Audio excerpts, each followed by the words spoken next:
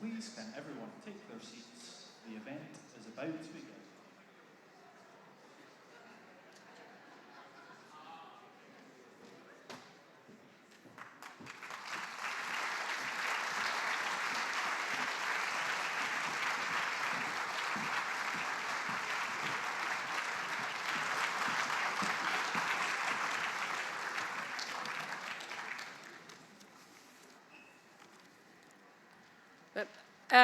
Good afternoon and welcome again, for those that were here this morning, to the Hustings for the Labour Leadership Contest. I'm Cara Hilton. I'm going to be moderating the candidates this afternoon. Obviously this event is the first opportunity for the deputy leadership candidates to answer members' questions on the issues that matter most to you and to Labour voters and supporters right across Scotland. I'm going to have to go through the guidelines again. The aim of the guidelines is to ensure that the events are fair to all the candidates and that they're all treated equally. So earlier on, I've been through the questions again while everybody was enjoying their lunch break, and I've selected what I hope you will agree is a broad range of topics. Each candidate's got 60 seconds to answer the questions, and there's the option of a further 30 seconds should I ask any follow-up. I will read all the questions out, and thanks to members here for submitting so many for me to choose from. About half an hour ago, the candidates drew lots to decide where they will stand on the podium. The candidate behind podium 1 will answer the first question. The candidate behind podium 2 will ask the second question, and so on. And obviously, it's quite a long podium, so I need to try and get my numbers right this afternoon. I got a wee bit muddled up this morning. Each question will be asked to every candidate. The candidates won't have any opening statements, and we're going to move straight into the questions. Throughout the proceedings, no candidates will be permitted to interrupt, question or heckle their opponents, and I'll make sure all the candidates treat each other with respect. And can I ask that you also treat the candidates with respect too. Can also ask that other than at the start and at the end of the proceedings, that we try not to have too many extended bouts of clapping. That's so we can fit in as many of your questions as possible. So without further ado, let's get started. The order of the candidates is Don Butler, Rosanna Allen-Khan, Richard Bergen, Angela Rayner and Ian Murray.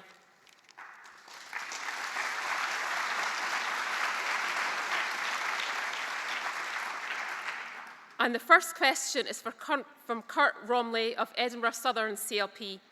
How do you propose to make Labour a credible choice for Scottish voters to win back the support that's been lost to the SNP? Hi, good afternoon, everyone. So it's an important question. And what we have to do is we have to almost start again. I have a strategy, and my strategy is the core strategy.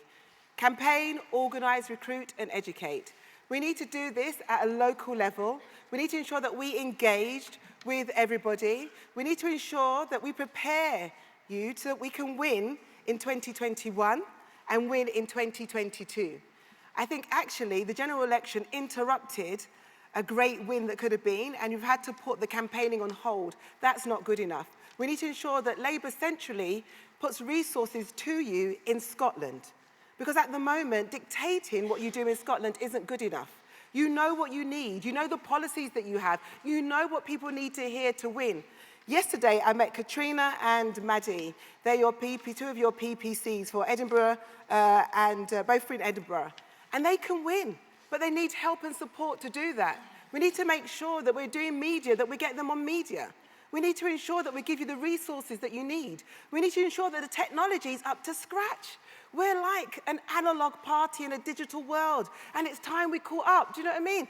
I just can't believe how bad our systems are. You know, you're doing a leaflet, and then you go to upload it, it crashes, it doesn't save, you've got to start all over again. Do you know how many doors I've almost lost in my office because of that?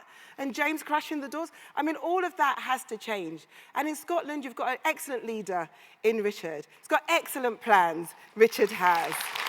We've got to make sure that Richard has the support that he needs to be able to live on that. And Monica, thank you so much for your policies on period poverty that I stole.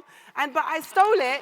I did ask her permission first before I stole it. And I've made sure that everyone knows. Sorry, I've got to stop talking. But anyway, there's a lot that we need to do. But if me as your deputy, the core strategy will ensure that you win.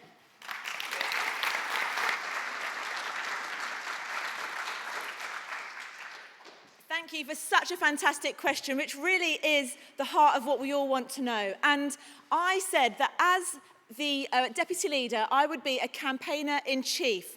And so as part of that, I have already come to Scotland to ask you what your answer is to that question. And what I have learned is that it's all about rebuilding trust. And on the basis of so many of what you guys have said to me, so much of what you guys said to me, I've written my grassroots revival plan, which talks about how we bring true campaigning into 2020. But look, at the end of the day, Labour policy cannot be dictated from London. It's about working with Scottish Labour and addressing the fact that there is a huge constitutional question here. What do we do about Scottish independence? Because that is where the SNP have gained so many seats by looking like they are the most nationalist party. The way we tackle that is by rebuilding trust at the grassroots and talking about our Labour values and helping people to see that the Labour Party are the only party that can truly tackle child poverty, deal with our NHS, do things like tackle the drug crisis that we have here in Glasgow. So with me as Deputy Leader, I've said that the very first place I will visit when I'm elected is Scotland, because the path back to power starts here in Scotland. And it's about recognising the incredible leadership that we have here and saying that Scottish Labour needs to be front and centre with the Central Labour Party to be part of this rebuild process. So that is my pledge to you. This is the first place I will come. We will implement this grassroots revival plan that you helped me write, and we will win back power for Labour in Scotland.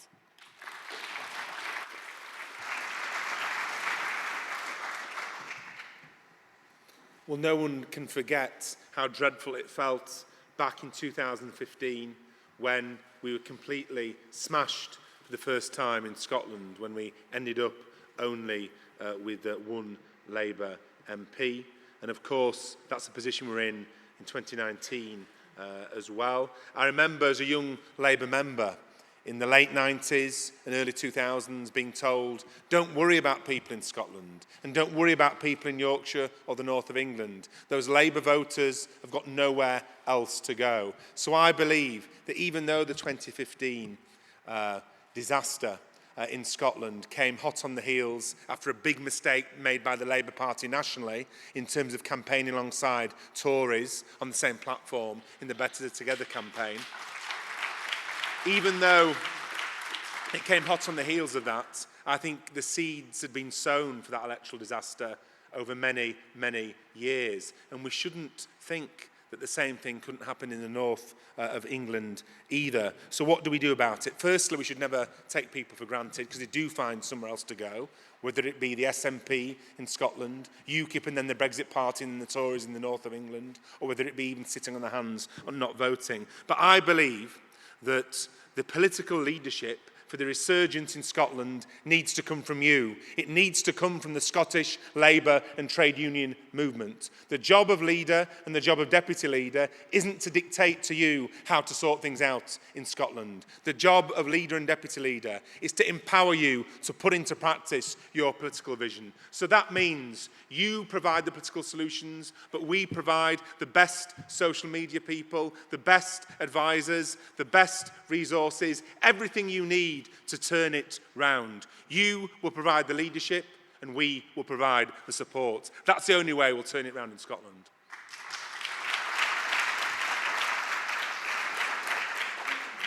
I think every one of the candidates here on the stage today will tell you that you are key to how we win back in Scotland, and they're absolutely right to say that. But it's not a Scottish issue.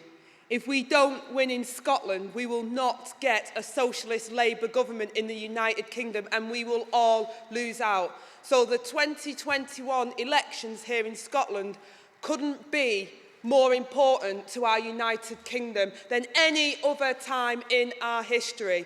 So to me, we've got to pour every resource we've got into helping you, Richard, and the rest of the team here to win. I will live in Scotland for that period if I have to, because my kids in my constituency need you to win and to have those Labour values at the heart of what we do in Scotland. And the truth is, The Scottish people do not trust us yet. They do not believe we want a proper peer-on-peer relationship with the Scottish people. We've got to go out there. We've got to make sure they understand our Labour values and their socialist values. And when we work together, respectfully, when we win together, we'll win a socialist government in the United Kingdom, and we won't have to break up the United Kingdom.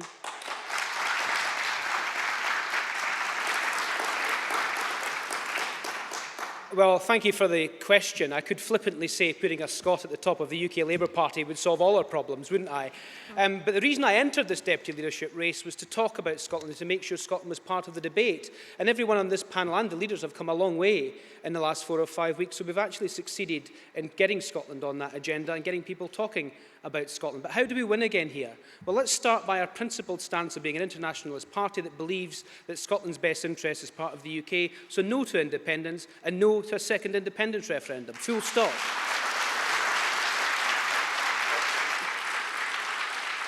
Then, once we've come to a decision on the Constitution, people will listen to us again. Let's relentlessly expose the SNP's hospital crisis, the reduction in educational attainment in Scotland, the mess they're making of transport with the Calmac ferries, the issues we've all got around the funding of local government, the crisis in social care. The list is endless. They've spent the last 13 years in government managing decline in Scotland, and we have to relentlessly expose that. But we also need to have an answer to the Constitution.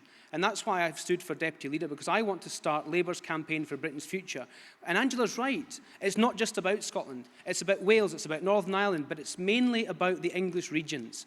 Let's get a Labour campaign that says in 2024 we'll win power at Westminster and then we'll give that power away. But we will never win in 2021 unless we're strong on the Constitution. And being strong on that Constitution starts with not trashing our record in government over 13 years, and secondly, not trashing the way we saved the country in 2014.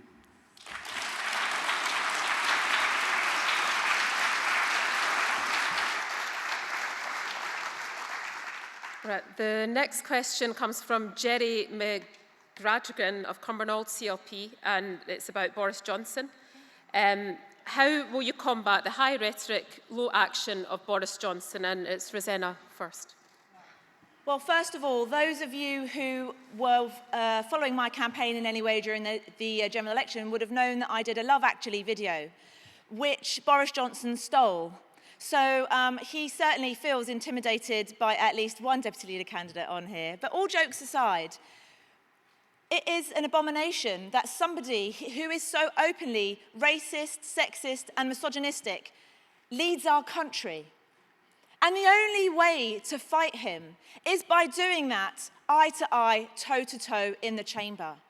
But it's not okay that we only have one MP left from Scotland, the incredible Ian Murray. We need to make sure it's not okay. We need to make sure that more of you are there with us in the chamber fighting Boris Johnson, fighting him in the media. And I will just talk for a moment as a frontline NHS worker. I don't trust him with our NHS. I believe he wants to do deals with Trump and have creeping privatisation. And as a frontline NHS worker, when I see how much the Tory government have damaged young people's lives, have damaged our NHS, I personally will be looking him in the eye every day that I'm there as deputy leader, or if not as deputy leader, challenging him on our precious NHS. But fundamentally, the way we challenge him and his misogyny and his hatred is by saying, let's have a deputy leader at the top of the party who is the first ever half Polish, half Pakistani, Muslim, working class girl. He can stick that in his pipe and smoke it.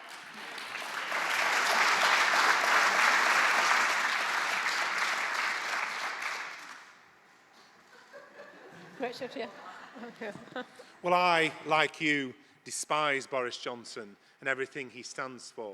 And the greatest con trick that he played upon people across our country was to pretend that he was somehow anti-establishment, when actually He couldn't be any more establishment. But when it comes to turning things around after our devastating defeat, when it comes to being able to boot Boris Johnson out of power at the next general election, we've got to understand that the socialist policies in our last two manifestos weren't why we lost the general election. When we analyse the reasons for our defeat, we've got to make sure that we don't throw out the baby with the bathwater. It wasn't because of the £10 an hour minimum wage or the public ownership policies that we lost that general election. Brexit ended up overshadowing traditional party loyalties, and we ended up stopping seeming like an insurgent, anti-establishment party.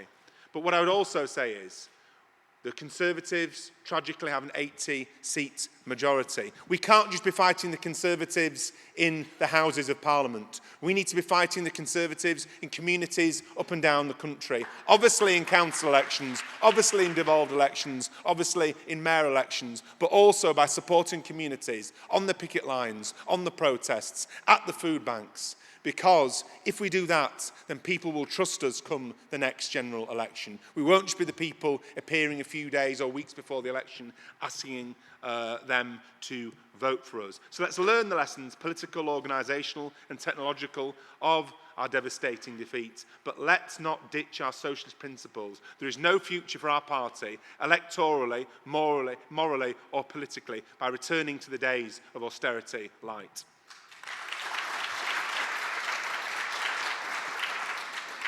Well, I think there was something in the way that the question was asked around the high rhetoric, low action.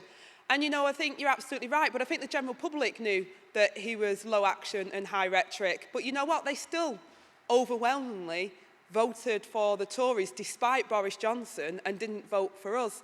And that absolutely devastates me that we're in that position, but I think we didn't have the confidence of the public. I think Richard's right. I don't think our policies were particularly a problem, but the way in which we packaged them and how we sent them out there, people didn't think we had the fire in our belly to deliver what our values are and what we were talking about. We didn't tell a story about that.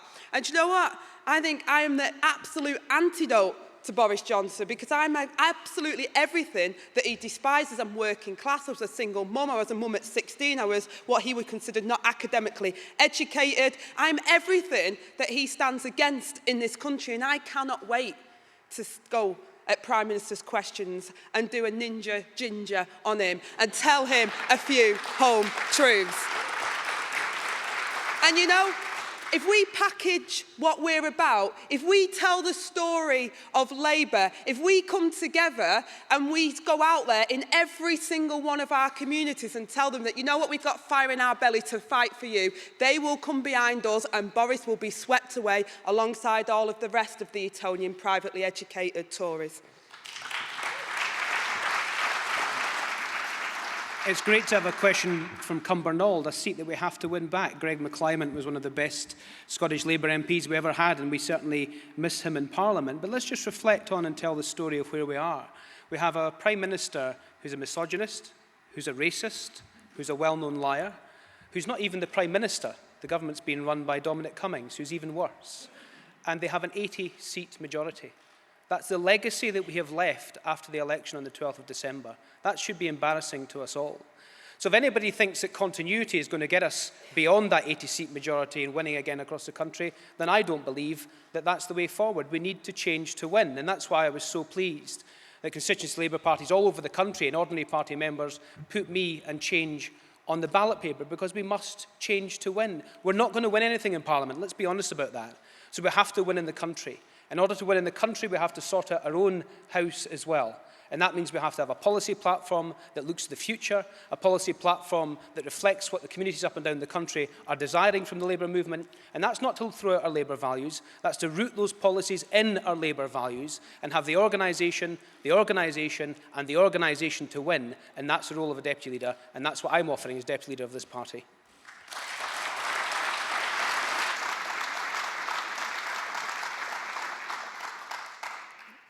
Boris Johnson is a racist. Every time I say it, I get threatened with court action, and now I've made you all witnesses. So we'll all have to crowdfund together. So what we have to do is ensure that we fight him with truth and honesty that we use our manifestos of 1997, not that one. We use our manifestos of 2017 and 2019 to make sure that that's our blueprint for winning. We highlight whenever they steal one of our policies, that we say, actually, that was page 90 of our manifesto, renationalisation of the railways, thank you very much.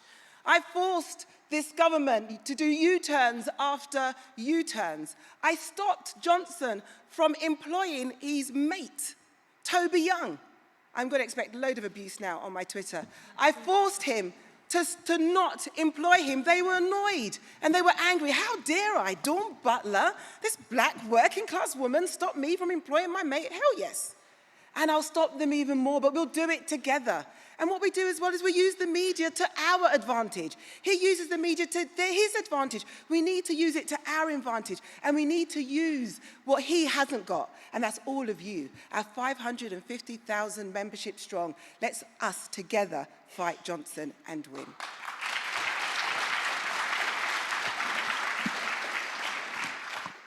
Can I come back on that? We're don't- normally allowed to, that's why I'm asking, yeah.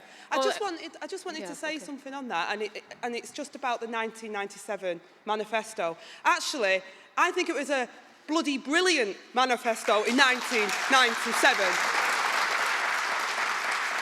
Because we won, and that manifesto was built on our grassroots, Labour, trade union members, and everyone brought it together. The national minimum wage, the great things that we did. Tony Blair lost his way in other elections, but that 1997 manifesto was a brilliant manifesto and we should be proud of it. So why do we keep tracking Right. No, but I just have to say this. Right, Like, she started quickly. it. I just have to say this. I'm not knocking our policies. I am one of the very few people that didn't join a coup, because divided parties do not win elections. So when people start talking the talk of unity, you need to start walking the walk of unity. I am proud of the minimum wage. I was in a Labour government, and I want to get us back there again, trust me. I'm going to allow all the other candidates a chance to have 30 seconds on this. Rosanna? We don't win elections and move forward as a party by arguing. We move forward by building trust in our communities and having people understand that their hopes and dreams are the hopes and dreams that we have for them. So can we please stop arguing about which manifesto was better, accept that we need a Labour government, and unite together in a non-tribal way and focus our attentions on rebuilding our communities that so desperately need the Labour government?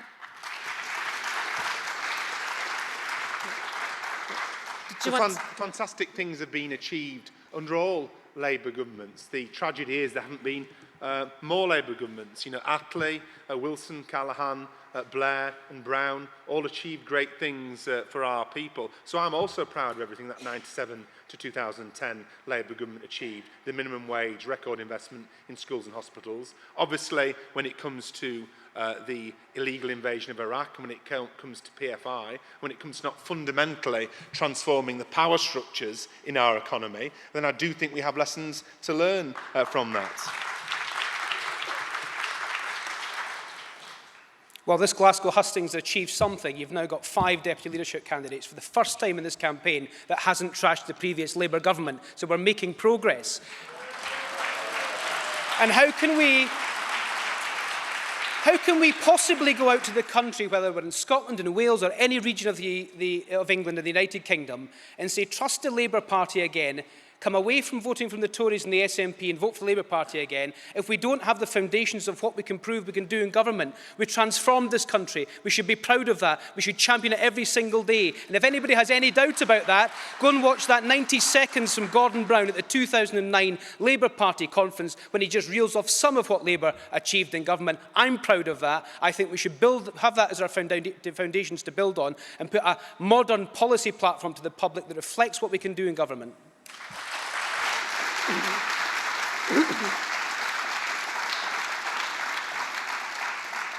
Right, the next question is from Nick Gardner of Edinburgh North and Leith CLP, and it's about the union.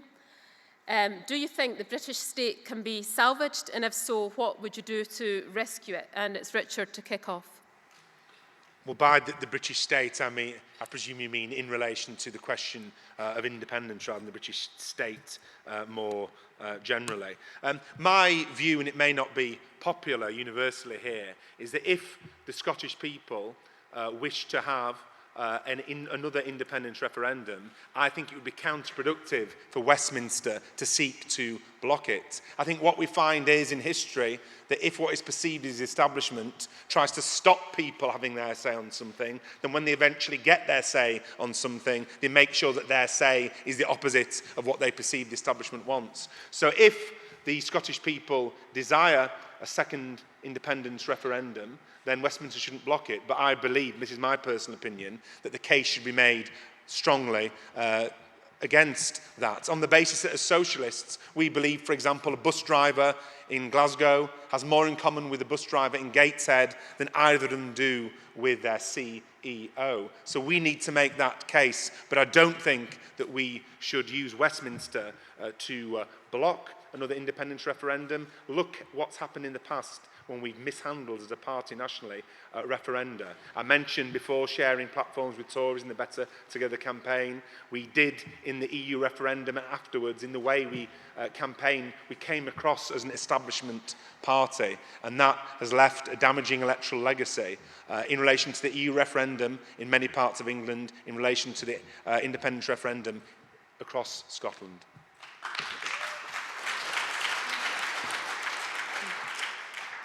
Well, Nick, I absolutely think it can be salvaged, because if we don't, then we don't just lose Scotland, we lose socialism in the United Kingdom. And I said it in my first answer, and I can't reiterate it enough, because I think it's such a crucial issue for everyone across the whole of the United Kingdom that we cannot afford not to do it. But you know, it's not a binary issue of the Tory status quo or the SNP independence. We know what binary votes do. It divides countries, it divides people, and it doesn't take us forward. We've got to have a distinctive position. Now, I know people have talked about pushing power and federalism, but it's all talk at the moment. We've got to define what we mean by pushing that power forward, and we've got to have that paper, that opportunity, that push, that drive, that culture in our movement that says we respect Scotland, we want you, you want us, we work together, because that's socialism. That's how we'll make sure that we keep together, and that's how we will oppose independence and this status quo Tory attacks on working class people.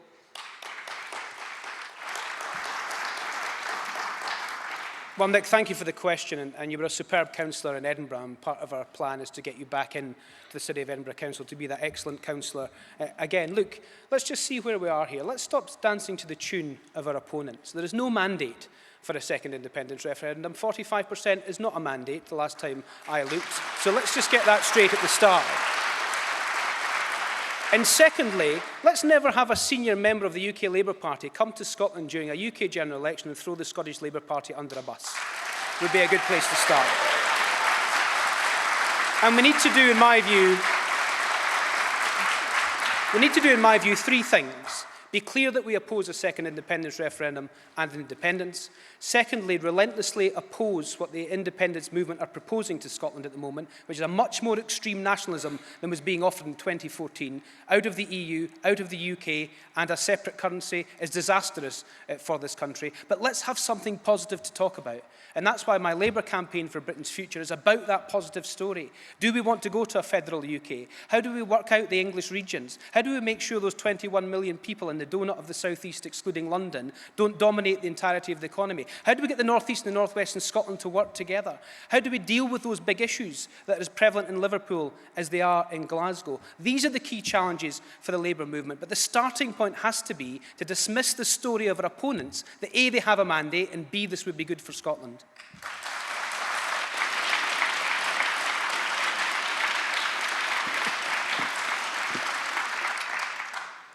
Yes, I do believe that we can keep together, we can keep the union together. I don't want independence at all in Scotland, but what I do think we do have to do is we do have to respect, I oppose independence, and we must campaign to ensure that we stay together, but we must also get our own house in order. You know, the Scottish Labour Party feel abandoned. There's divisions in the Scottish Labour Party. We need to get our own house in order first. We need to make sure that you are supported and protected. I thought something was happening then, I thought what was going on. That they are supported and protected. We do have to respect the democratic right, but as Ian said, there isn't appetite, it doesn't seem, for independence. Young people are not fighting for independence. 45% isn't a majority. So what we have to do is talk positively about what we've got, talk positively about staying together, but make sure we get our own house in order. The fact that there are Labour Party members who are feeling that they might vote for independence, I think, is a problem for us that we need to get our own house in order.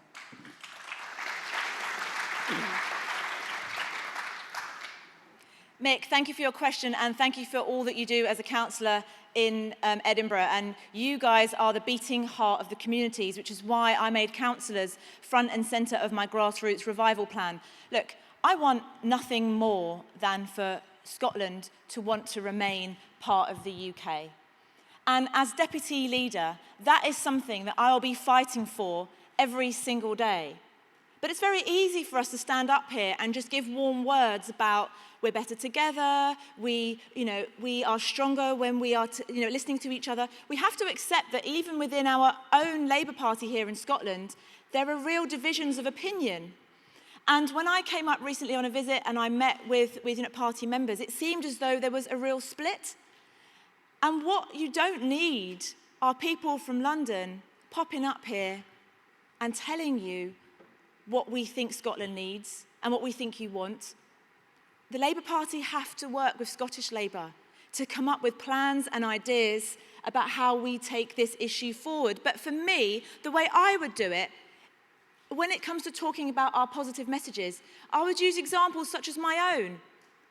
The daughter of a single mum who had to work 3 jobs to put food on the table, grew up in poverty, cold, hungry, failed all her exams. The Labour Party changed my life and enabled me to go to medical school and serve my community, albeit at age 24. And I now stand in front of you as a result of what a Labour government can do. Let's get those messages out there. Let's show people the transformative power of a Labour government. And let's help them understand that we can only achieve that in Scotland and the rest of the UK by standing together.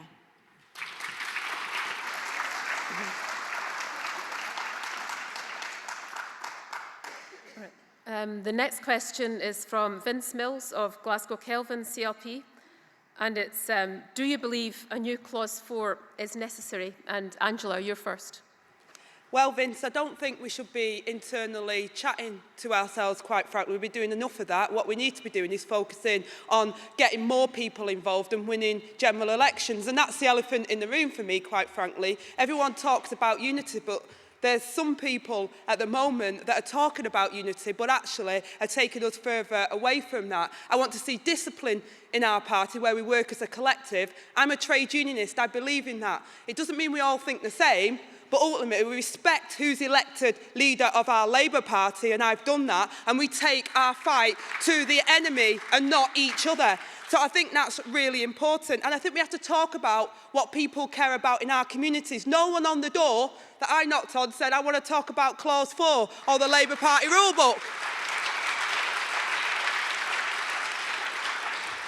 They want to talk about ending food banks in our community, giving people self-respect, giving our kids a future. And when we talk about Scotland, we should be talking about what the SNP are doing, not 4 times more cuts to our Scottish councillors and our Scottish councils. That's what people care about in Scotland. That's what we should be talking about, not fighting each other.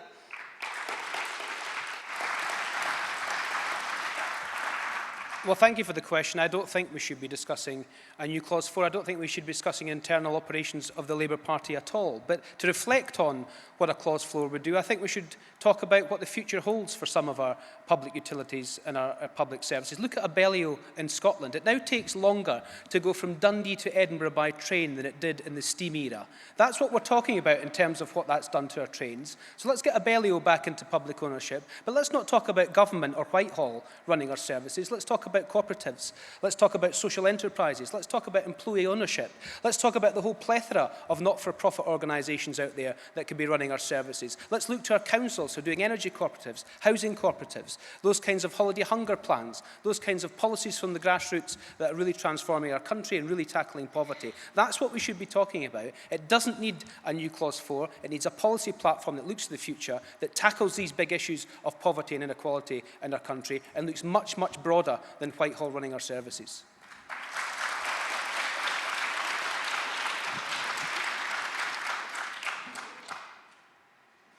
I mean, I liked Clause 4.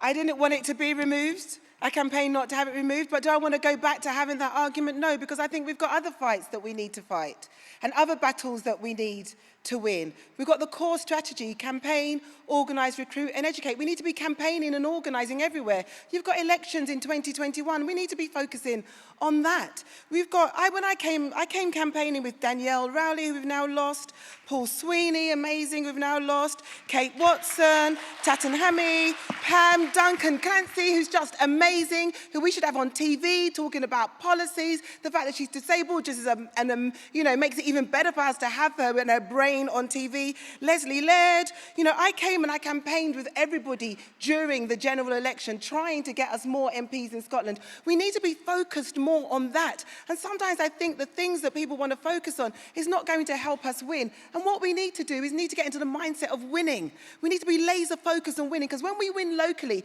when you win in 2021, that's another step towards us winning a Labour government. And that's what we need to do, laser focus on how we win. A core strategy is how we win. That's what I want to focus on.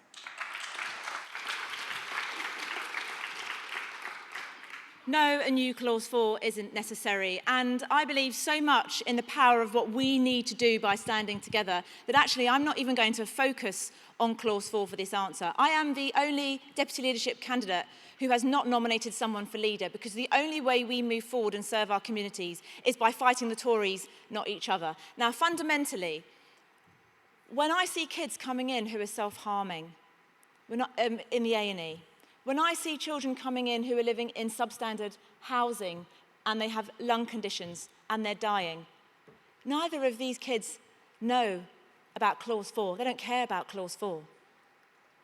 When we're doing a food shop, my office and I, in Aldi at 11 o'clock at night on a Friday because somebody can't pay their bills and hasn't got enough money to feed themselves, do you think they know or care about Clause 4?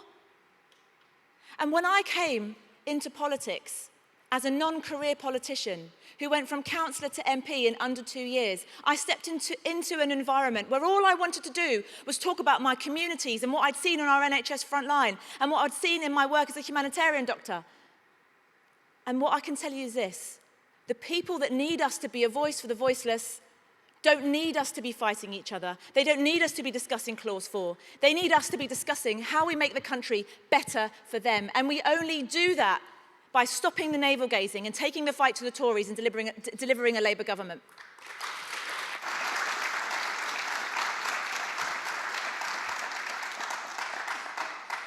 Well, I'm pleased we've got the clarity that every single deputy leadership candidate opposes my idea for a new modern Clause 4. I don't quite understand why people think that discussing things in our party amounts to fighting with each other and saying we shouldn't be allowed to discuss a new Clause 4. In that case, the party can save itself some money and cancel party conference this year, next year, the year after. If that amounts to fighting amongst ourselves, of course it doesn't. And many of the people saying that we shouldn't be talking about a Clause 4, of course, weren't saying we shouldn't be talking about a Clause 4 when Tony Blair introduced a new Clause 4 25 years ago. That Clause 4 is out of date. And so we need a new Clause 4. And it isn't about things which working class people can't understand. I think you've got to be careful not to patronise our communities. What Clause 4 is about, the new Clause 4 would be about a modern public ownership commitment from the Labour Party, a commitment to public ownership, an opposition to privatisation. Now, all of the candidates for deputy leader and leader have said they wouldn't ditch our policies of public ownership. In that case, they should support this new Clause 4. And public ownership enshrined into the very constitutional DNA of our party in a clause 4 would be very important when it comes to climate change, because public ownership has a huge role to play in delivering the green industrial revolution, in tackling climate catastrophe. And people have got to understand that it's free market capitalism and the desire for profit above people and profit before planet that has put us into a situation as a world where Australia is ablaze and where vast swathes of the Amazon are being cut down day after day. And of course, this weekend, this storm Dennis. Discussing things isn't fighting, and actually being committed as a party to public ownership and against privatisation isn't some theoretical distraction. It's crucial to the future of our communities.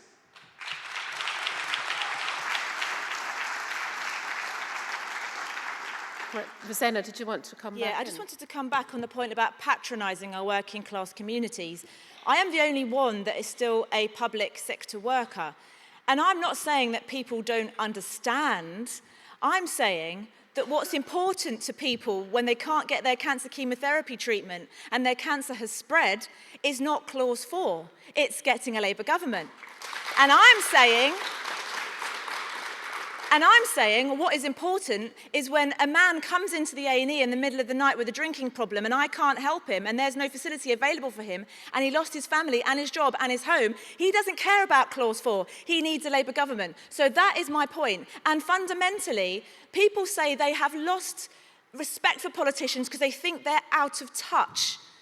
And standing here and talking about this and saying that working class people feel patronised by us, no, they don't. Just what matters to them is not talking about clause 4 when we need to be discussing how we get rid of the Tories and deliver a Labour government. Just to come back to the point, Rosanna is obviously at the hard edge of the results of Conservative privatisation and cuts when she's working in our National Health Service. But the idea of public ownership and opposition to privatisation, which can be enshrined in a new modern clause 4, fit for 21st century socialism, is absolutely crucial to how our NHS has ended up in such a situation. The drive to privatisation, the drive to Americanisation. If we say these things don't matter, then what are we about as a Labour Party? Why don't we just allow all the buses to be run by private companies? The health service, the trains, everything. This is crucial. And at the end of the day, people can bring this to conference next year. Are we going to stand up there at conference and say, you're not allowed to talk about this? Because when I've been canvassing, no one's raised the explicit term clause 4 with us. No, right. Can I just say that we've got quite a lot of questions to get through, so we're not going to take any more sort of supplementary points for candidates. We just got on with the questions. I hope that's just to ensure that we get as many questions asked as possible. The next question is from Mick Chambers of Coatbridge and Christon CLP. If you were elected, who would you prefer to have as leader of the party and why? And Ian, it's you first. Thank you for coming to me first. Well, thank you for the question, and I'm really sorry about how I am to Hugh Gaffney. Hugh was one of the most authentic voices in Parliament and somebody we definitely need back to form a Labour government in the future. Look, I nominated Jess Phillips to get her on the ballot paper. I thought it was the right thing to do. She's brought a lot of new people into the party. I think she's able to penetrate a narrative to people that we are sometimes not able to. I was disappointed when she dropped out, but I didn't do that to back Jess for leader. I did that to make sure that we had a debate in the party. I think a deputy leader shouldn't back the leader of the party because we need to work with leader of the party 100% loyally. But I've also said that it's not just 100% loyalty to leader of the party that a deputy leader needs to deliver. It also has to be a critical friend. Because if a deputy leader espouses to be the voice of the membership, the voice of the trade union movement, the voice of our socialist societies, the voice of our affiliates, then sometimes you're going to have some pretty difficult conversations with the leader of the party in order to make sure that the party goes in the right direction. So with me, you get a deputy leader that's loyal, but you also get a deputy leader that's a critical friend to make sure we can get back into power. And let me just tell you this as well, because I've been asked it a lot. I don't want Richard Leonard, who's sitting here, to be leader of the opposition. I want Richard Leonard to be First Minister. And that's why we're all involved in this, to make sure we deliver a Labour government, not just at Westminster, but also in the Scottish Parliament. So Richard gets 110% of my loyalty as well.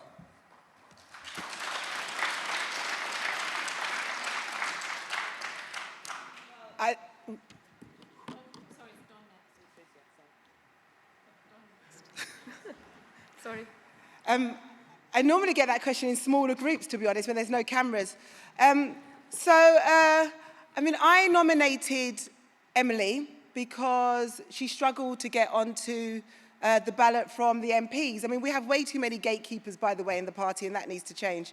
And I think it's disappointing, actually, that Emily hasn't made the list just to extend the debate.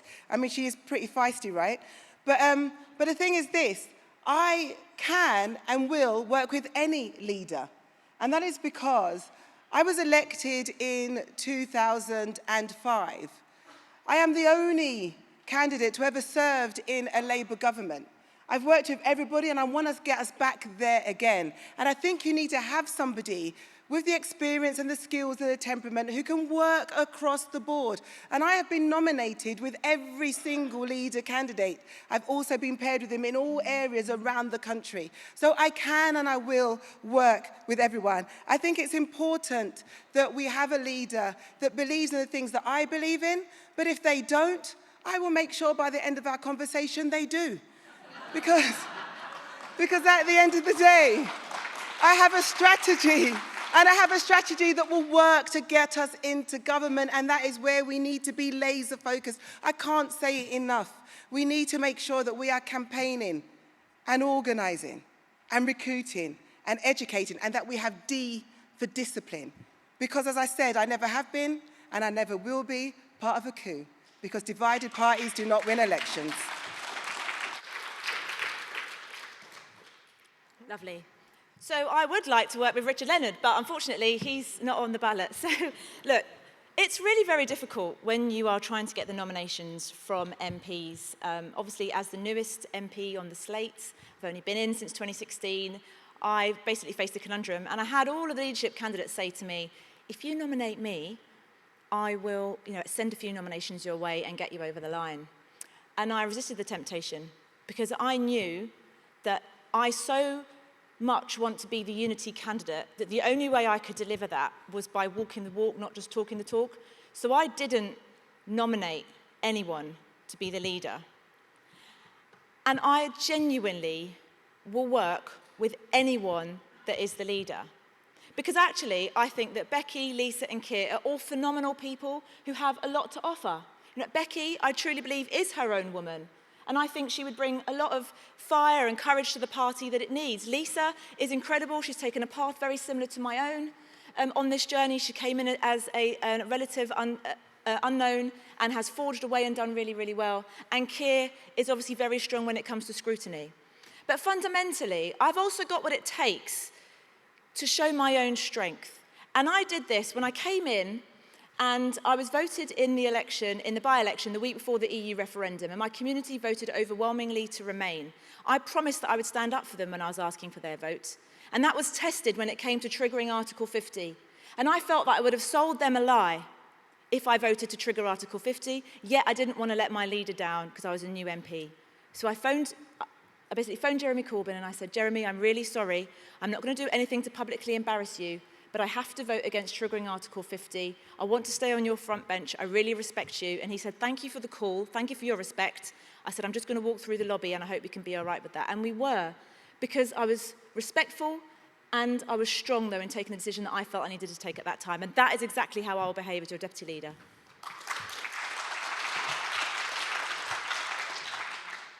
I've always been clear and upfront about these things. I supported Jeremy Corbyn in both leadership elections, the one that should have taken place and the one that shouldn't have taken place. And in this election, I'm clear as well. I am supporting Rebecca Long-Bailey to be leader of the Labour Party. I think it's well overdue that Labour has a woman as the leader of our party.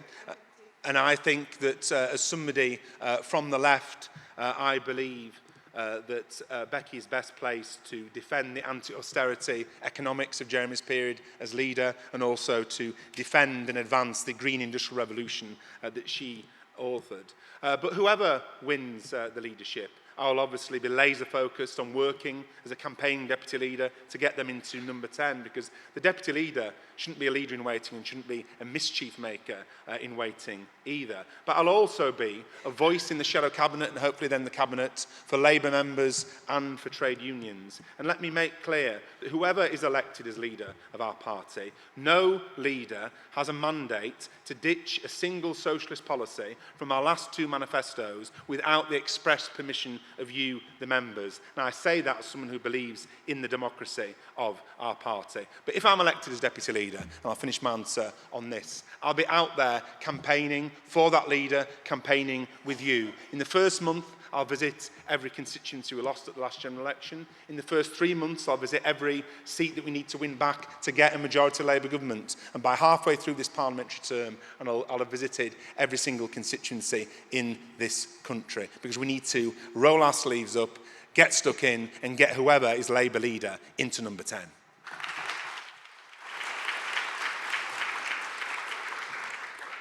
Well, when I texted out saying that I was going to run for deputy leader, Richard said, I'm sure there's a place for me in the party, but he obviously didn't think it was as the female deputy leader of the Labour Party.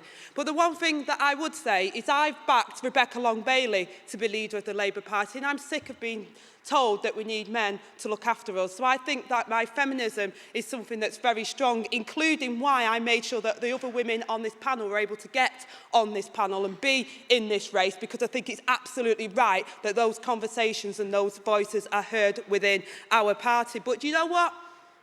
You've got to vote for who you think can win. That's the task in front of us. And one of the things that I've proven over the years, working with our leaders, working within our Labour movement, is I will work together with everyone. I have not dissed anyone throughout the whole of the time that I've been on that front bench. I've worked collegiately, and that's why I've got the most nominations and the most support across the United Kingdom, because I want us to come together, but more importantly, I want us to win. And with me, and with whoever you choose as the leader of the Labour Party, we can win together.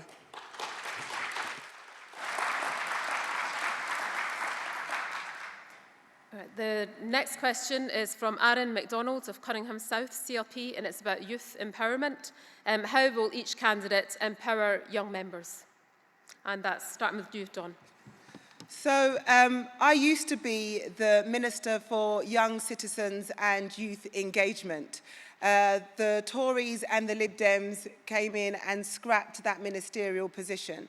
And the thing is this, if Labour had won in 2010, we would have ensured that 15% of all of the council's budget would have been ring-fenced for young people, to make sure that youth services didn't get scrapped, to make sure mental health facilities were available for young people. But unfortunately, we didn't. So what we need to do is we need to raise the issue over and over again to ensure that young people are not squeezed out of the political process. They had said that, why do you connect with young people? If you talk to young people, don't vote. And I said, if you don't talk to young people won't talk to you. We had the biggest engagement ever of young people. And I'm pleased to say that our party, the Labour Party, has more young people in it than the Tories and the Lib Dems and probably the SNP put together. The SNP don't care about young people. They have cut services and your council services over and over again. Their rhetoric is not in line with actually what they're delivering. So what we have to do is make sure that we siphon off money for young people and youth services, because people say they're our future. But you can't say they're our future if you don't invest in them, because actually they are our present and they are our now. So they will be central to everything that I do as deputy leader.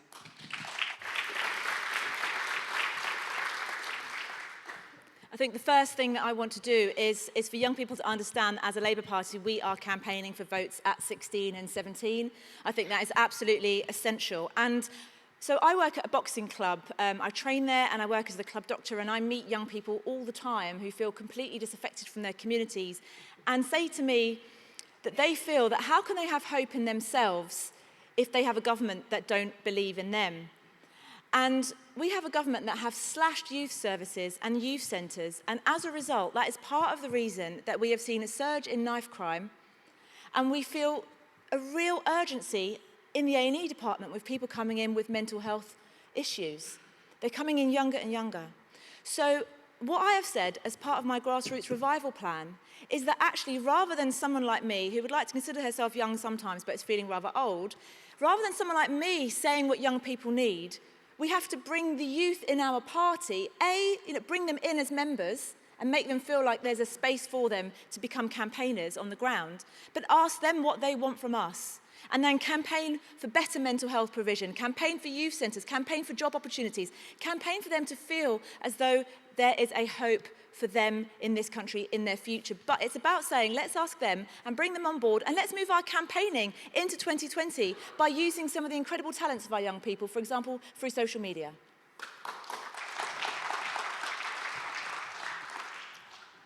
Yeah, Richard.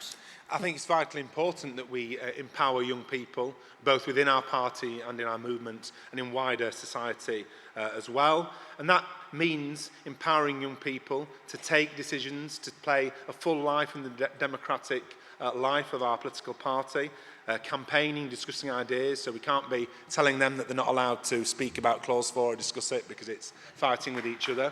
They need to be able to discuss ideas, because people get involved in politics to discuss ideas and to change the world and to get active. The history of Labour students, for example, isn't a history that's always been the epitome of democratic openness and inclusivity. So we need to ensure that our young people, whether or not they're at university, are empowered within our party.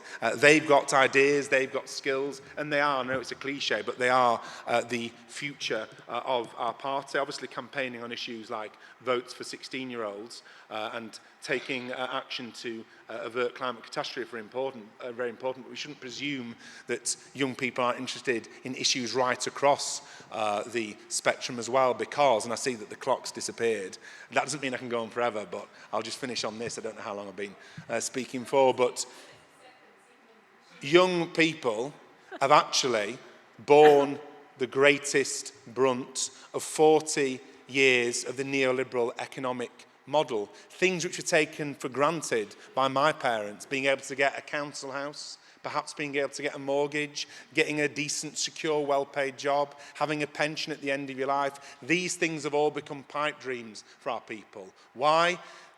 It's not the case that this has fallen out of the sky. It's because of a set of ideas. Private sector good, public sector bad. Let the market rip. The hidden hand of the market will sort out all your problems. So young people are people that we should be listening to about what our economic model has done to them and to their future. And we should empower them to lead us to a better socialist future with a Labour government.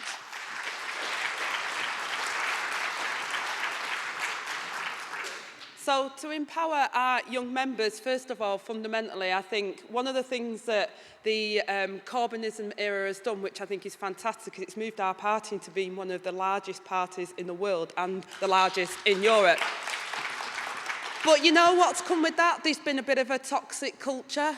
And being able to go along with more than just a meeting, we're a movement, making sure that people can feel that their voices are heard in that movement, are listened to, and they can be part of it. Too much of the radicalness that's happened, whether that's Extinction Rebellion, whether that's the climate strikes in our schools, have happened outside of our movement, not within and embraced within our movement. So I talk about a manifesto for a movement, and I think my organising academy and the things around engaging people and making them feel that they're valid and they have an important part to play in moving our movement forward is really important. The things that we did in the colliery communities, the things that we did with the Battle of the Bands in my constituency, which were linked to the WIC days and everything that we got through our union movement, the songs, the music, the culture, we've got to bring that back into our movement again so people can celebrate what we're about and that people feel we're a welcoming place to be. But we've got to organise in a way that we use our resources effectively so every voice is heard, we galvanise it and we push our strategic resources so that we win a general election. Well, can I just start by saying a big thank you? I wouldn't have won in 2010, 2015, 17 or 19 without Scottish Young Labour and the Labour students in Scotland, so thank you to them. But what we need to do is not talk about what we do to them, but what young people can offer the movement, and we should listen to them. Isn't it fantastic that it wasn't politicians that got the climate crisis at the top of the political agenda? It was young people with the climate strikes and their involvement in Extinction Rebellion. They did that, and they did it well, and we need to learn from that. But we also need to listen and talk to young people. I do my annual Curry with Murray. I'm sorry, but most people in this room are too old to attend, I'm afraid. But that's about engaging with young people in my constituency. They come along and they chat and they talk about politics, they engage with me, and I just listen to what they've got to say and how we can improve things. But there's a big issue here, two big issues. One's about the Labour movement talking about the future of artificial intelligence, the future of technology, the future of work, the future of how we pay for education, the future of careers that they will be going into, how do they buy a home, all the things that generations of the past have perhaps taken for granted. That's what young people tell me they're talking about, and that's what our policy platform has to look like. But the biggest thing I think that can keep young people in our party, attract more young people into our party, is if they see that the Labour Party can be in government and be giving the change that they want. Because it's only by this Labour Party being in government, by being that transformative change that they're crying out for the country, that they can see it's worthwhile being part of the Labour movement, because their ideals and their challenges will be met by a future Labour government. And we can show them that by getting into government, we can be the vehicle for their dreams and aspirations.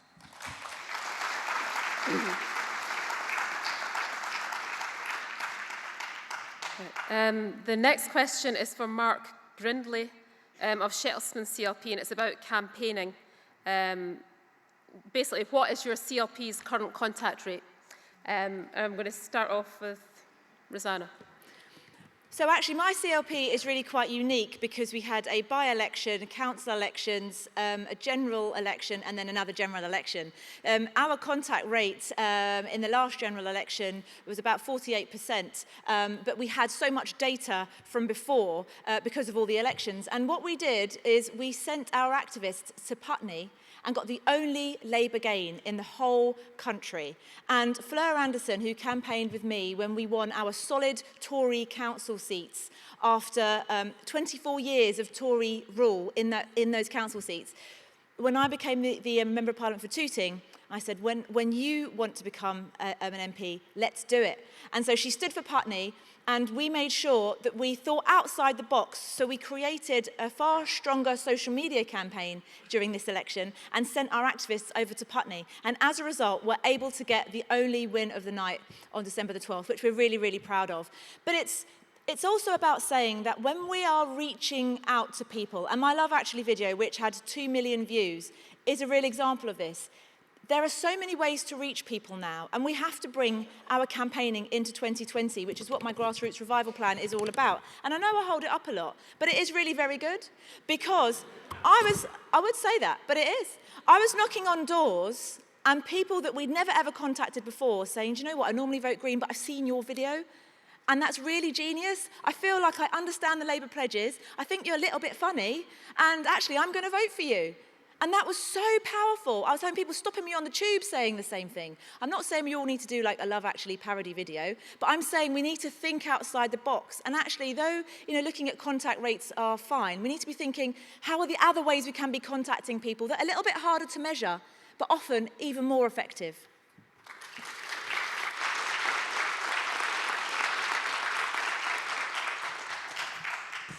I remember when David Miliband was asked this question when he was running for leader. I think it was 2% was his contact rate. The last time I looked at mine, I think it was somewhere over 20%. And the reason that it's not higher, and I'd like it to be higher, is because there's a seat that's always been held by Labour since its inception, by Dennis Healy, George Moody, and then myself. We've always sent activists to other seats, as we did in the general election. And whilst I never take any seat for granted, it's right that we send activists to door knock and collect data in other seats. I did that myself, going round the country, trying to get out the Labour vote and persuade people to vote Labour. One little anecdote, I'm going to share it with you from the general election. As part of this strategy of getting our activists and myself to other constituencies, we thought what we'll do is we'll pay the party to get our postal vote letter out so we don't have to hand deliver it, we can go to other seats. I remember the figure, we paid £4,300,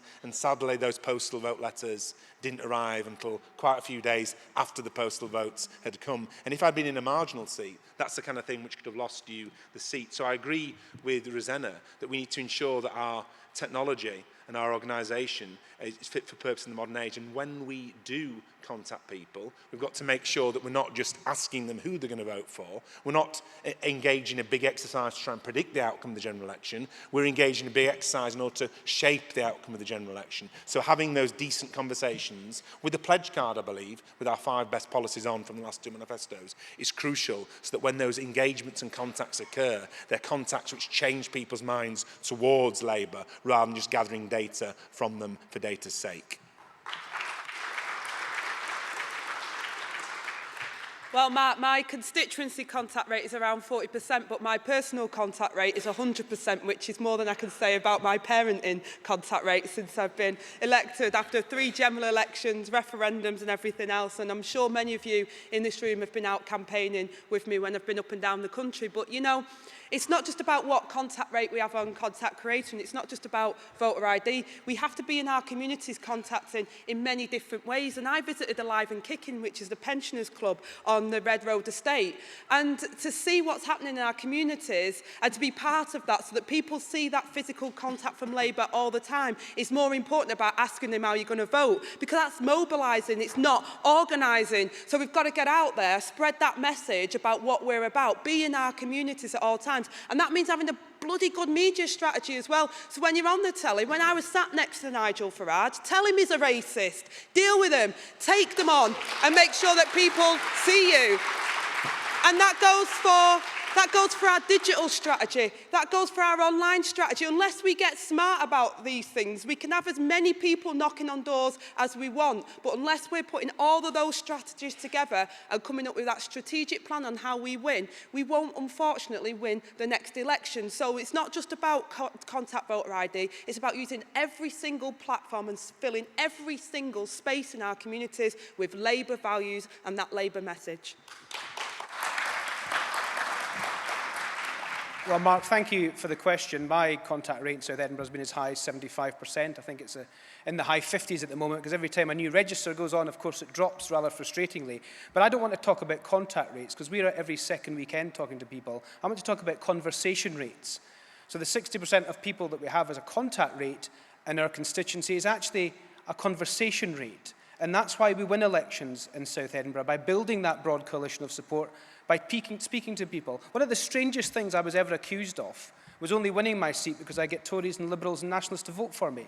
I thought that was what you had to do. And anybody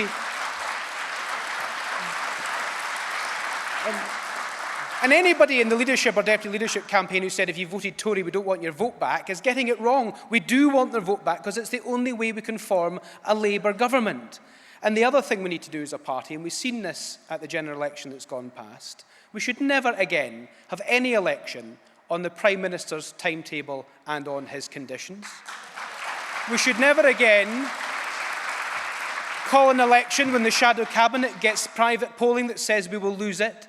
We should never again be sending busloads of our 580,000 members through constituencies like East Lothian and Delyn and Gedling to places we'll never win just because the candidate's face fits. We've got to be relentlessly focused on winning general elections. And I'll finish on this because I think it's quite an important point. We lost a load of seats in North Wales, in the North East, in the North West, in Scotland, because we didn't relentlessly focus on where we could win. Those are difficult conversations to have with candidates. They're difficult conversations to have with communities, and they're very difficult conversations to have with CLPs. But if we don't sort this out as a party, we will never win again. So under my deputy leadership, I promise you 3 things: organisation, organisation, organisation, and we'll take what we do in South Edinburgh to the rest of the country.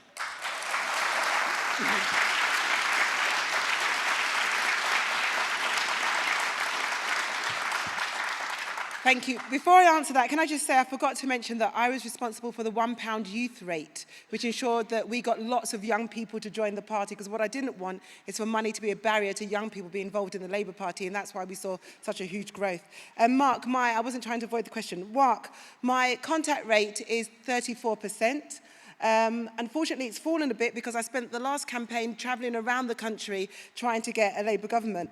But what I've also done is this. I've been talking to somebody about designing a canvassing app, Because at the end of the day, when we have conversations with people, we need to be able to put that information in the system quickly, rather than on a piece of paper. I mean, if this campaign hasn't taught us that sometimes a piece of paper in the wet and the rain and the cold and the dark is just not good enough to help us gather data, then nothing will. So we're designing a new app, so as you're going around and we're having conversations, you can put the data straight in and it populates the main database. That way, our contact rates will just increase, no matter where we are.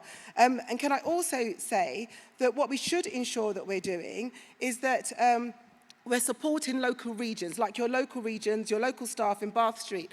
Because at the end of the day, you know, while you're preparing for 2021 elections, you need to be able to prepare all the time. So while we're canvassing for something like the general election in 2019, we should have been still helping as a platform to get you guys ready for 2021. It's a joined up thinking that we don't have in the Labour Party that we need to have. And with me as your deputy, I will ensure that that happens.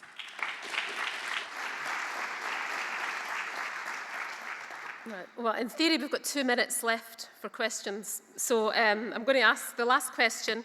I've forgotten where it's come from, so I'll just ask it anyway. And it's basically 30-second answers. What motivates you, basically? And can we start with Richard, please? Just 30 seconds. Well, what motivates me is creating a better life for everyone in this country and standing up for equality and standing up for peace. So I don't see peace and socialism at home and abroad. We're not going to get that without a Labour government. That's what motivates me.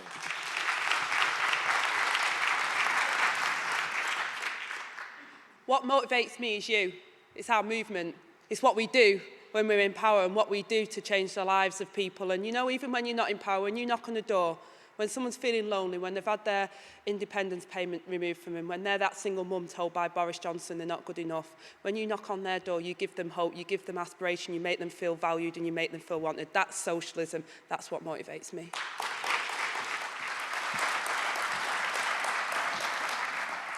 It's a great question. This deputy leadership campaign is tough. It's tough for us all. We're away from our families for a long time, but it's worthwhile. And why is it worthwhile? Because I want the Labour Party to form the government in 2024, and I want Richard Leonard to be First Minister in 2021, because I am sick, fed up of losing. Sick, fed up of helping my colleagues clear out their offices, sick, fed up of having constituents at my surgery in tears, sick, fed up of poverty, sick, fed up of inequality, and sick, fed up of the Tories and the Nationalists ripping our country apart. The only way to resolve that is through a Labour government, and that's what motivates me, because as soon as we have a Labour First Minister walking through the door of Butte House, or a Labour Prime Minister walking through the door of Downing Street, poverty and inequality and tearing our country apart will not stop.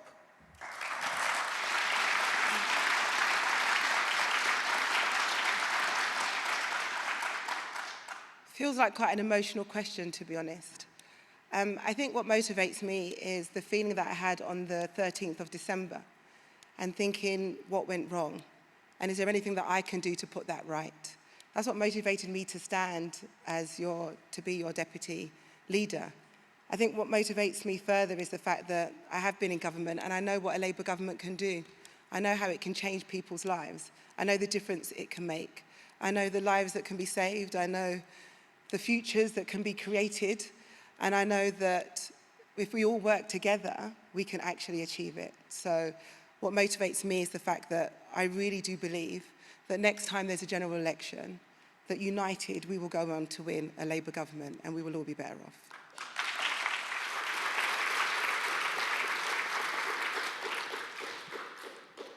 The Labour Party changed my life and that of my family and made it possible for people who grew up the wrong colour, the wrong gender, the wrong socioeconomic background to feel like they had a home in this country. I literally work on our NHS frontline and I see people dying, yes, dying at the hands of this Tory government. So on the 13th of December, when I saw that a door had closed on future generations of kids that grew up like me and my little brother, I was motivated by the fact that I want to snatch the keys to those doors off Boris Johnson, which is why I am standing here with more grit and energy per square inch of body mass than anyone you'll ever meet, absolutely steely determined to get those keys off him and deliver a Labour government.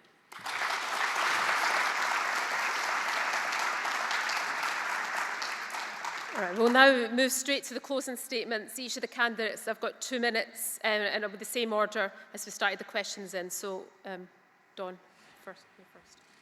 Whew. So, thank you, Scotland.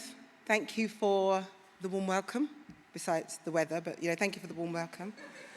Who am I? I'm Dawn Butler. I am a working class trade unionist. I'm a feminist. I'm a socialist. I'm a very proud black woman.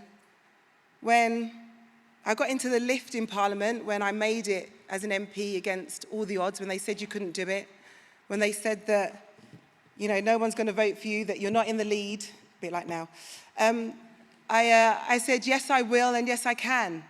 But when I stood in the lift in Parliament and I was told this lift isn't for cleaners, I thought, there's still a long way to go. But yet still, I continue to put my head above the parapet, and I continue to say that we can and we will. And as I canvassed around the streets of Scotland, I thought there's not much difference here from the streets of Brent. The estates in Brent are the same as the estates in Scotland. The kids' life chances in Brent are the same as the kids' life chances in Scotland. But what will make the difference is a Labour government. A Labour government will make the difference for all of us, for each and every one of us. I know that the party needs a root and branch review, and I'm happy to do that. And I'm sorry in Scotland if you feel that the Labour Party has let you down. We need to decentralise the Labour Party because there are way too many gatekeepers. And I promise to work with all of you. I promise to work with you, Richard, to make sure that we do that. Look, I want to make sure that Katrina and Maddie, who I met this week, that they will win in 2021. I want to make sure that we have more Labour councillors in 2022. And I know that here we're up against the SNP. They're a completely different beast. But together, we will conquer them. I never have, and I never will be part of a coup. I've said it before, and I'll say it again. Because divided parties do not win election. I am your unity candidate. People may talk the talk, but when they have divisive language, when they have divisive attitudes, that is not unity. And I promise you this, I won't make promises that I can't keep or policies that won't be delivered. A vote for me is a vote for unity. A vote for me is a vote for experience. I won my seat to Labour with 28.4% swing. Just half of that will see us win in Scotland, see us win around the country, and it will get us a Labour government. I have a core strategy, just in case you haven't remembered it. It's campaign, organise, recruit, and educate, and there is a little D there for discipline. I have developed a grassroots movement that has gathered pace. And look, the higher they build their barriers, the taller we become. And what is for you, will not go past you, which is kind of a Scottish one and a Jamaican saying too. So listen, they can build their barriers, but we are going to get taller and taller and taller, and we're going to beat the SNP here, and we are going to beat the Tories in the government back there in London, and we will form a Labour government next time there's a general election. So let's do it together. Let's unite and let's win. Thank you very much, Scotland. Thank you. Thank you. Thank you.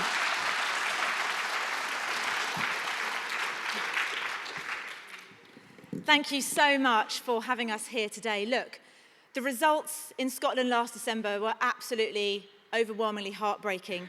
18.6% share of the vote, 4th place. Just one MP, our fantastic friend, Ian Murray.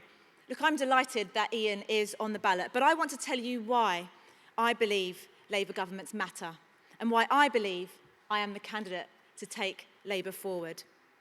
As I've said before, growing up, we were cold, hungry, and mum worked all the hours in the day to put food on the table. As teens, we had to get jobs. Times were really tough, and I failed all my exams and was told that a girl like me would amount to nothing. Then we got a Labour government. I got a second chance.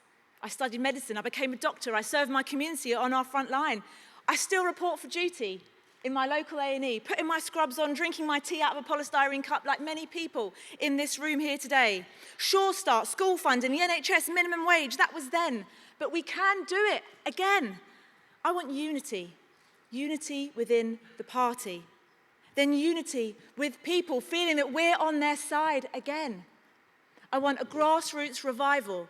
More support for activists and candidates, better tech, better materials, no surprises during the election, no more top-down diktats, more power for the members. Let's turn the biggest membership in Europe into the biggest victory in Europe. We can do this. I'm a boxer. At my local boxing club, we teach the kids that it's not about how you go down, it's about how you get up. And that's what we can do together as a Labour Party. We're on the ropes, yes we are, but we're not out yet. There is still plenty of fight in us and plenty of fight in me, in case you can't tell.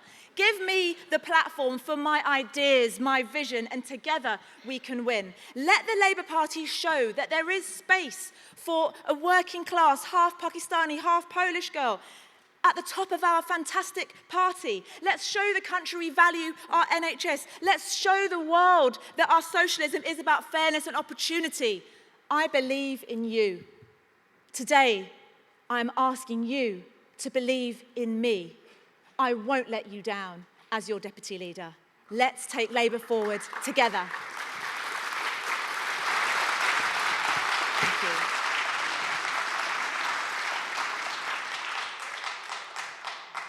The founder of our Labour Party was, of course, a Scot, Keir Hardie, who was an anti-war internationalist, a campaigner for socialism, a person of ideas, a person of action. He was such an anti-war internationalist that he was chastised for opposing the Boer War. He was beaten up by police officers in South Africa for standing up for the rights of black workers. That's the kind of leader that Keir Hardie was. That was the kind of leader that Jeremy Corbyn was. And like both of them, I'm proud to come from the left of our Labour Party. Let's not throw out the baby with the bathwater. Let's learn the lessons of the defeat, but let's not return to the days of Labour only opposing Tory austerity and only saying that cuts are bad if they go too far, too fast. Let's not return to the days that control immigration mugs. Let's not return to the days of supporting illegal wars like the war in Iraq. Let's not return to the days of saying you're the unpaid posties of the Labour movement, get out and deliver leaflets, but you're not allowed to talk about this, you're not allowed to talk about that, you're not allowed to run our party in a democratic way. And that's why in my deputy leadership campaign, in which I'm proud to be supported by fighting unions like Unite, the FBU, the Bakers Union, and organisations like the Socialist Educational Association, proud to be supported by people I grew up with having as my heroes like Dennis Skinner, Dan Abbott and John McDonnell. That's why I've come forward with 3 proposals. The first proposal, and I'm the only deputy leadership candidate to stand for it, is open selection, so that you Labour members and trade unions get to decide properly who your candidate is at each election. Secondly, my policy of a new Clause 4, hardwiring public ownership and opposition to privatisation into the very constitutional DNA of our party. The other candidates, as you've heard, oppose that and they've given their reasons. And finally, my proposal of a peace pledge so that never again do Labour members have to protest, not in our name, against interventions like that in Iraq. The reason I put forward those 3 principles is because they actually cement into our party the politics of Hardie, the politics of Tony Benn, the politics of Jeremy Corbyn. And those politics are a democratic members-led party, an anti-war internationalist party, and a party that is for public ownership and against privatisation. And I'll finish on this.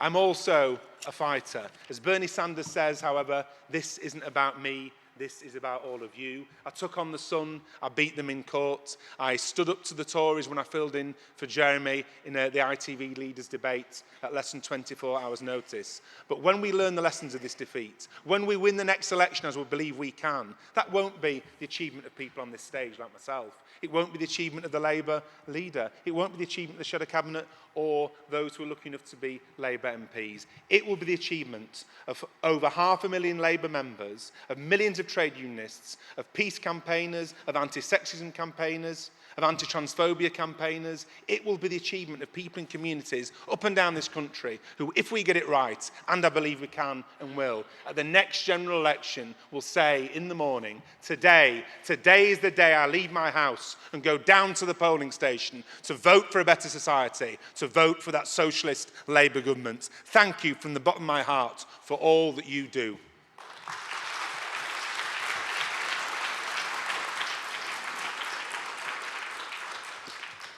Well, too many of us in our working class communities grow up within the institutions that we have, feeling that and being told that we're not good enough. But you know, our movement found someone like me who was told from a very young age that I wasn't good enough, and they made me the person I am today. I found my family and my politics in our movement and in the trade union. I was a home carer and my colleagues elected me to be their union rep. My story is our Labour story. So I'm proud to stand here in the city of the Glasgow women's strike, where women of low-paid work stood up to their employer and demanded equal pay. As someone who is a home carer, I know that the job can be both wonderful and extremely demanding. Those women rightfully stood up together, and the work that they do, caring for our loved ones, is valuable work. And do you know what? They won. And that's what our movement can do when we unite. We need to unite our party with a shared strength and shared purpose. People across the UK are facing the consequences of the SNP and Tory austerity. We must find our strength and common purpose, standing shoulder to shoulder with each other and within our communities that need us the most. But there's big challenges on our horizon: post-Brexit trade negotiations and next year's Scottish parliamentary elections. We must urgently seek to rebuild our United Kingdom on the basis of mutual cooperative and solidarity. We all know that the things that unite working class people are the same in Manchester as they are in Glasgow. Last year, people voted for the SNP and Tories because they thought that real change seemed almost impossible. The allure of nationalism seemingly presenting answers, we know better than that, but we also must do better than that. After 20 years of devolution, we have to look afresh at the relationship that we have. We have to respect one another, and we have to offer an alternative to nationalism. We have to inspire, we have to use our resources effectively, and we have to offer everyday socialism that people can relate to and understand. And I'm standing to be your deputy leader because I believe I've got the skills to do that. I've been a fighter my entire life, and I fight to win.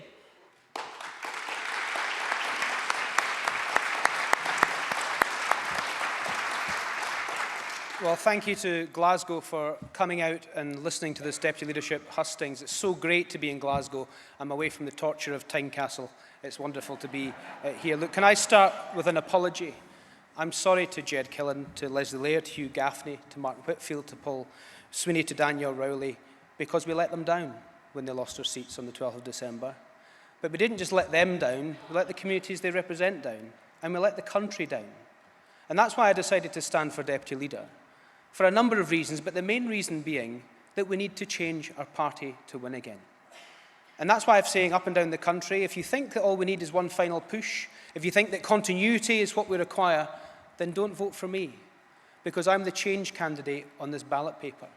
And let me tell you why it's so important. If we only return one Scottish Labour MP at the next election in 2024, we're going to have to win every single seat up to and including Jacob Rees-Moggs in North East Somerset on a 13% swing. That's unprecedented in political history. If we want to win the Scottish elections in 2021, we've got a battle on our hands like never before. We only hold 3 constituencies: Jackie Bailey's, Ian Gray's, and Daniel Johnson's. So we need to change to win. And the starting point is to be honest about where we are and where we need to go next. And just think of the message it sends out to all the nations and regions of the UK to have a Scot at the top of the Labour Party, a Scot that understands devolution, a Scot that has a 5-point plan. One of those points is to have a future campaign that talks about how we devolve more powers, that talks about how we win in 2024 and give those away, that talks about how we win in 2021 and get powers out of Holyrood, the most centralising parliament in the world. That's why I'm standing to be deputy leader of the party. I want to take what we do in South Edinburgh by building that broad coalition of support and take it to the entirety of the country. I know how to beat Tories. I know how to beat Nats. I even know how to beat Liberals. And we have to take that to every single seat. The seats that we won, the seats that we lost, even the seats that we might never win, and relentlessly have a programme for the future that can turn a Labour government. I've had a lot of support from people who were in the previous Labour government. Not because they were in the previous Labour government, but because they knew what it took to change the party to win. They've said that I'm the only one in this deputy leadership race that knows the challenge ahead, knows what we have to do, and knows what they did back in the 80s and 90s to change our party to win again. That's why they're supporting me. And I'm very, very proudly supported by Elizabeth Smith, John Smith's widow. John Smith's my political hero. He always has been my political hero. Everything I've done in politics has been because of him. So let me just finish with John Smith's most famous quote, the one that he gave in his last ever speech before he died and was the best Prime Minister this country never had. All I'm asking you, Labour Party members, is to put the cross in the change box, because all I ask is the opportunity to serve. Thank you very much.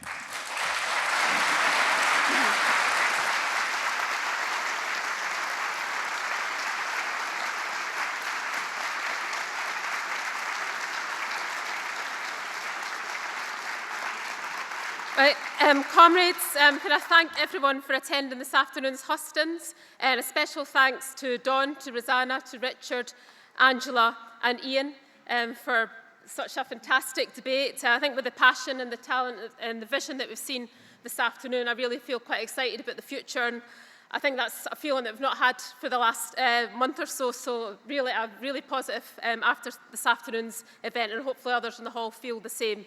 There's absolutely no doubt that we can and we will deliver change if we are united and we use the power of our mass membership, of our movement, and that we're confident in our vision and our values. So thank you, everyone, and I wish you a safe journey home through Storm Dennis. Thank you. Thank you.